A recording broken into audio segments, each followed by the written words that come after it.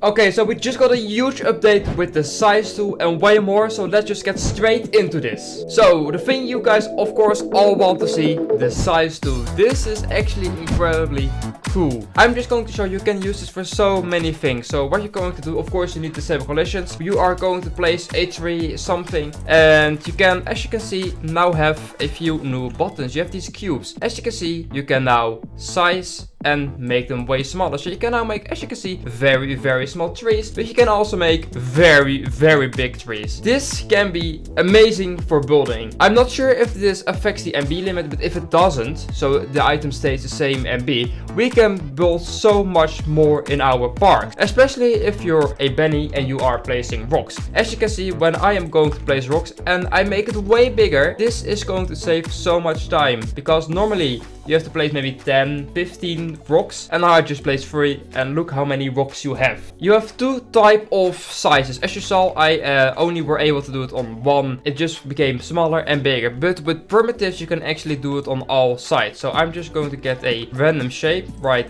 this one, and as you can see, if I use the green one, it goes bigger on like the Z axis, but when I make this bigger, as you can see, now it goes here bigger. You now can make very flat primitives. This is perfect for you like trying to make round path. It's one thing and it's done, and you can do exactly the same with the rest. If you just rotate this, place this right here, rotate this again right here, and normally this maybe take like 15 to 20 minutes, and I just did it in 30 seconds. You have a perfectly flat circle which looks amazing, no C-viding. That's like the perfect, like if you do a texture which is like metal plates and we're just making it this, as you can see, no glitching at all. It just looks perfectly round, and we can use it of course for way more. There will be things that are being discovered probably in the next couple of weeks. You can use it for all primitives, for most of the stuff, not for stuff that has of course be placed on the grid, and of course for teleporters, all that stuff is not really possible, but for most props and primitives you can actually size them now. And some of these get so big. Look at this water tower. This is huge. Yeah, look at this wagon. Oh my god, this too is great. I'm just looking through the list, and you can do, of course you can mostly not do like these things. I think, if I'm honest, it's probably going to be more stuff in the future which you can size. As you can see, like all of these are not able to be sized, which I think will probably be able in the future, but you can make such big things now in the game. Okay, we can now make perfect like pointy roofs. Okay, yeah, this is a good update. This is a good update. Okay, let's go to the next thing. So we also got a new monorail, and this looks amazing. I've never really seen this type of monorail. It's like a really weird design for a monorail, but if I'm actually honest, I really like it. So if we just set this on 4 train, and just also the detail, like how it just fits, like this is a different type of station. We haven't seen that actually, and it just fits so good. And just look at the detail again, and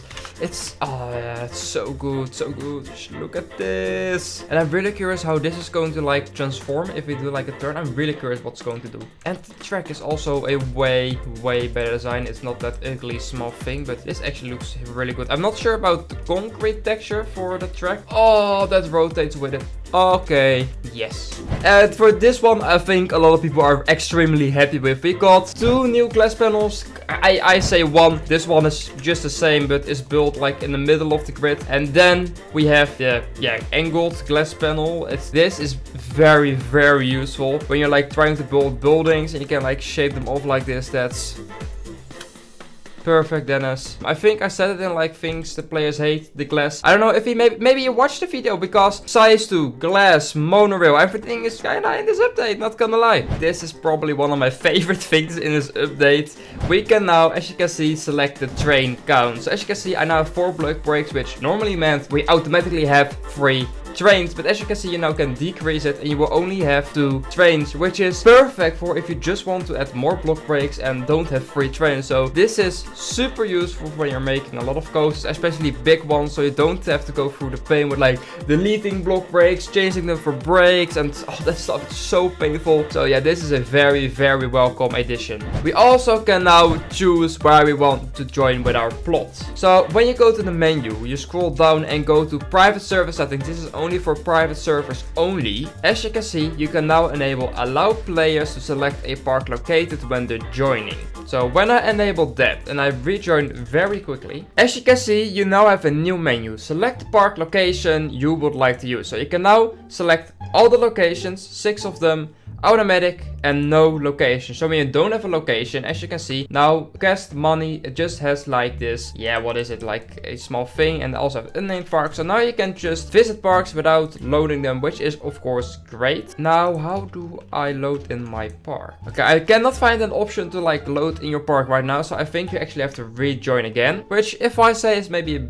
bit irritating sometimes, but let's just join again. So of course automatically we already had, of course, just a random place. Then we have location 1 to 6. If I'm right, it just goes from left to right. So if we for say select 6, if I'm right, you will now end up at the most right plot. It is actually the most left plot. So 1 is all the way to the right, 6 is all the way to the left. Keep that in mind if you maybe have a private server and you want to build parks together. So 1 on the right, 6 on the left. And for the rest we got a small changes, as you can see on the screen right now. We got a change option with the /u hide UI, so it will now also hide non-related UI stuff. Same with the various icons have been updated again. I don't know which ones have been updated, but apparently some icons have.